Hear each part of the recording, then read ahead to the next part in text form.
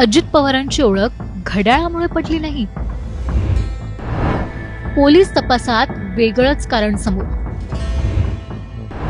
तपासातून नक्की काय समोर आलं? बारामतीत झालेल्या विमान अपघातात राज्याचे उपमुख्यमंत्री अजित पवार यांचं निधन झालं. अजितदादांच्या निधनाने अख्खा महाराष्ट्र हळहळला. बारामतीत विमान लँड करत असताना दुर्घटना घडली आणि दादांसह 5 जणांचा मृत्यू झाला. ज्या ठिकाणी अपघात झाला तिथे राहणाऱ्या काही जणांनी प्रत्यक्ष डोळ्यांनी ही दुर्घटना पाहिली. या अपघातात अजितदादांची ओळख त्यांच्या हातातल्या घड्याळावरून पटल्याचं प्रत्यक्षदर्शींनी सांगितलं.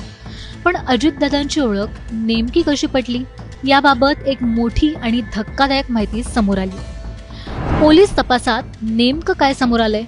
अजित पवारांची ओळख हातातल्या घड्याळामुळे पटली की आणखी दुसऱ्या कुठल्या वस्तूमुळे? अजितदादांचं ते घड्याळ नेमकं कुठे?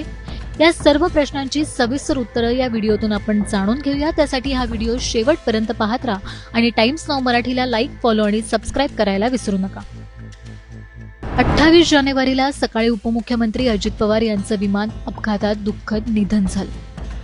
अजित पवार जिल्हा परिषद निवडणुकीच्या प्रचारासाठी बारामतीत जाणार होते. पण अजितदादांचं विमान बारामतीत उतरण्याआधीच विमान कोसळलं आणि त्यात अजितदादांसोबत इतर 5 जणांचा जागीच मृत्यू झाला. अजितदादांचं विमान हवेतच तिरकं झालं आणि त्यानंतर ते खाली कोसळलं. जवळपास 3 ते 4 स्फोट होऊन विमानाने पेट घेतला. हा प्रकार इतका भीषण होता की विमानात असलेल्या कुणाच्याही अंगावर एक कपडा सुद्धा राहिला नाही. अक्षरशः छिन्नविच्छिन्न अवस्थेत विमानातील सर्वांचे मृतदेह घटनास्थळी विखुरले होते.